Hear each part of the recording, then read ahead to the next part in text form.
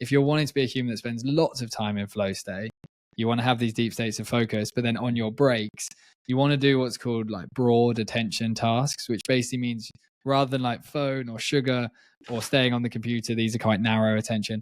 You go and talk to someone, you go and walk around, you go and make a cup of tea, you go outside for 5 minutes, but something that doesn't require your brain to stay focused on one thing, something that lets your attention rest effectively, and then you can spend more time in these flow states.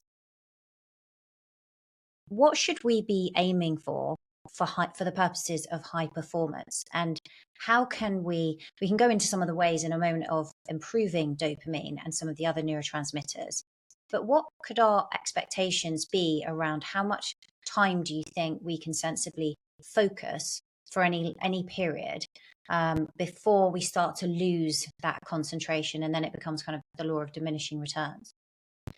Yeah, I think for many people, the challenge is probably more on the side of not actually successfully getting there than spending too long in there. It would take for the brain to begin to center its attention towards this like hyper focus flow state type area. It's going to take at least 15 minutes of staying on exactly the same task. So you and I, for example, in this conversation, because it's like very engaging and we're looking at one another, it's quite easy for our brains to focus. When we come off this call and you might have to your email and you get some WhatsApps and you've got an Instagram and stuff, suddenly your brain is doing many tasks at once, and then it's not in a centered attention. It's not only focused on one thing. So when we're trying to get towards these states, the first thing is, are you only doing one thing, or are you on your computer doing lots of things at once? That's not flow state. Doing one thing is flow state. And then I would say you can push the brain to about 60 to 75 minutes before it then needs a significant break to recharge the dopamine, because flow state is naturally very good for dopamine. Our previous ancestors, hunter-gatherers, would have spent their lives in flow state, like building and hunting and making fires, and that would have been a very flow statey experience. The challenge we have is basically some of us get into flow state if our attention gets really locked in on a specific task and we make sure our phone isn't near us and so on. The difficulty then comes is you finish your task and you then seek for a reward, and then you think my reward will be either your phone, or it might be going and getting some like chocolate out the cupboard, for example. That's like those two rewards, like phones and sugar, are the main things we often seek for. And at that point, we've just done all this like natural dopamine building, and then we have the reward as a dopamine spike and then a crash. And then if you wanted to try and get back into a state of concentration again that day, you're coming from a lower dopamine state. So if you're wanting to be a human that spends lots of time in flow state, you want to have these deep states of focus, but then on your breaks, you want to do what's called like broad attention tasks, which basically means rather than like phone or sugar or staying on the computer, these are quite narrow attention. You go and talk to someone, you go and walk around, you go and make a cup of tea, you go outside for 5 minutes, but something that doesn't require your brain to stay focused on one thing, something that lets your attention rest effectively, and then you can spend more time in these flow states. And then it's easier to get back into it. Much easier. Yeah, what was interesting to me when we were looking at these neurotransmitters is that you mentioned, which I knew about, cold exposure is a great way of kind of earning that dopamine. But then you mention heat in relation to serotonin, which is do you want to actually first, do you want to just talk us through what dopamine, oxytocin, serotonin, and endorphins are, what the effects of those are in the body? Yeah, so dopamine evolved to create all of our motivation and drive to do hard things. So that is the function of dopamine. Oxytocin is here to connect humanity together and build relationships. Serotonin manages our mood and our energy levels. And then endorphins is a very useful chemical that effectively has the capacity to de-stress our brain. And it often occurs as a result of physical movement, will be the thing that de-stresses it, something that's physical. And each of the four then serves that function: motivation, connection, energy levels, and the ability to de-stress us. And then there's actions that correspond to all these different things that can support our brain and body. Thank you for that. So then kind of going back, so cold exposure can help with dopamine, but it seems heat exposure helps with serotonin, as does sunlight, which you also mentioned. Yeah, it's interesting. So cold water immersion actually creates quite a significant rise in our adrenaline, and because of the shock that can happen in our body. And adrenaline and dopamine kind of work as cousins neurobiologically in our brain and body. So because of the spike of adrenaline, dopamine then comes in as well to support, effectively to sharpen our focus and motivation. Like if you look at areas like skydiving. People can get addicted to skydiving, and they're called adrenaline junkies. They're actually getting addicted to the dopamine it's creating because of the adrenaline that is being released because of the ridiculous fear of jumping out of a plane. So cold water immersion does adrenaline, which then corresponds with this big dopamine rise. It motivates us and focuses our brain. The sunlight side of thing is very much serotonin based. Anything that really elevates like the health of our body, sunlight, being out in nature, breathing calmly, sleeping, nutrition, these things that really you would think of as things that are impacting literally your body, they are awesome for our serotonin. The heat area, which is things like saunas and hot baths, is actually the endorphin system. Oh, it's That's the system that can de-stress us.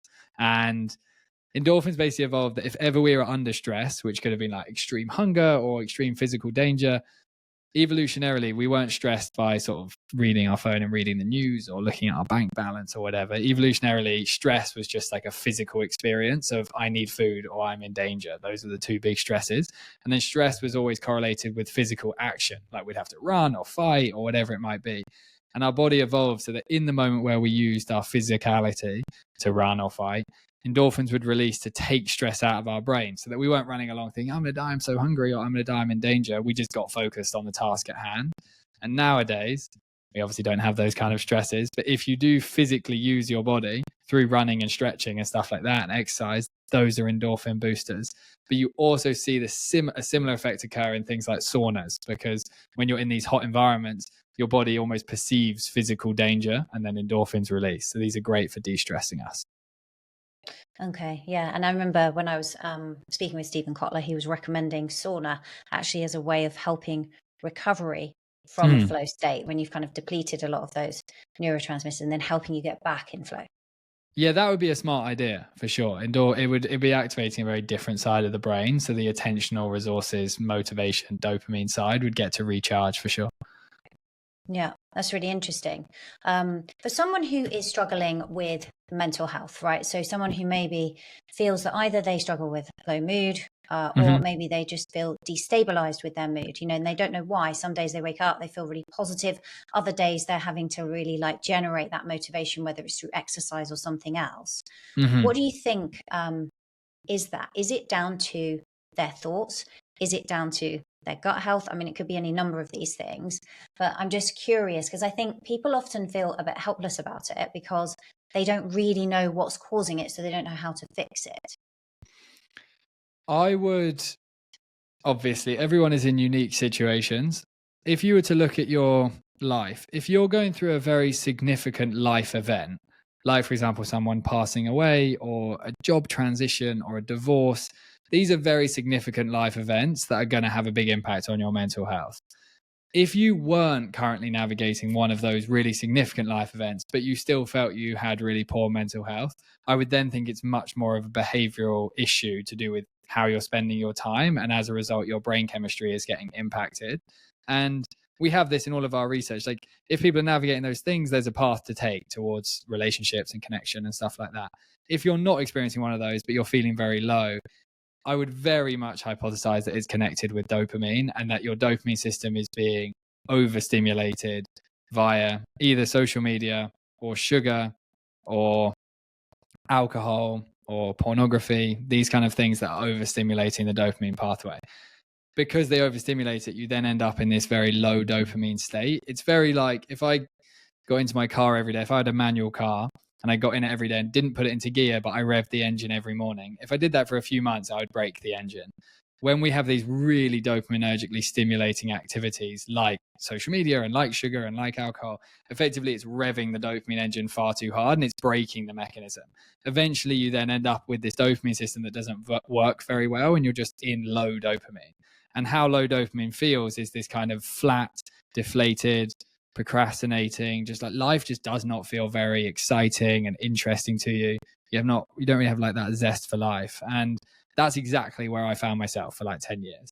And I would really recommend, like, if someone's in that situation, absolute job one is changing how they start their day in the morning. I think when we look at our work, many people we work with at the NHS, the doctors and staff at the NHS, we work a lot on how their day begins. And then you see a big translation to their mental health and what goes on from there. I would start with altering the beginning of their day.